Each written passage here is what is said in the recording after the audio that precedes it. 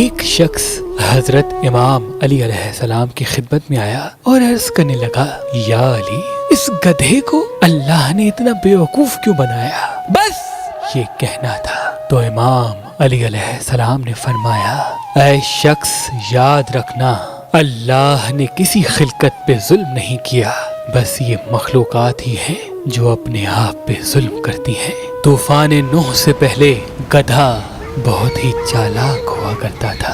جب طوفان نوح آیا تو اللہ کے نبی نوح نے تمام جانوروں کے نر اور مادہ کو اپنی کشتی میں پناہ دی اور ان کی غذا کو اپنی کشتی میں رکھا۔ اللہ کے نبی نوح نے سب جانوروں کے لیے ایک مقرر حد تک غذا روز کے لیے رکھی تھی، تاکہ جب تک یہ طوفان چلے کوئی جانور بھوک سے نہ مرے۔ لیکن افسوس، گدھا اپنی چالاکی اور جھوٹ کے سبب دوسرے جانوروں کی غذا بھی چوری چوری کھا لیا کرتا تھا، اور صبح جب اللہ کے نبی نوح پوچھتے تھے کہ یہ غذا کس نے کھائی تو گدھا جھوٹ بولتا تھا۔ بس اللہ کے نبی نوح کی زبان سے یہ الفاظ اللہ کی دربار پہنچ چکے کہ اے اللہ، جو یہ غذا چالاکی اور مکاری سے چوری کر کے کھاتا ہے تو اسے اتنا بیوقوف بنا کہ کبھی بھی وہ چوری نہ کر سکے، اور تب سے گدھا بے وقوف کی طرح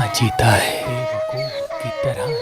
اللہ کے ولی حضرت شاہ شمس تبریز نے فرمایا کہ حسینی عقیق پہننے سے نظر، تعویذ، جادو انسان پہ اثر نہیں کرتے اور انسان کے کاموں میں رکاوٹیں ختم ہونے لگتی ہیں۔ تو ابھی ہماری ویب سائٹ مہربانی.com پہ آئیں اور یہ پتھر حاصل کریں۔ آپ اپنا لکی پتھر ہماری اپلیکیشن جو گوگل پلے اسٹور اور آئی فون ایپ اسٹور پہ موجود ہے ان سے بھی حاصل کر سکتے ہیں۔ مزید معلومات کے لیے ہمارے نمبر پہ کال کریں۔ اللہ آپ کو سلامت رکھے، اللہ آپ کو سلامت رکھے، اللہ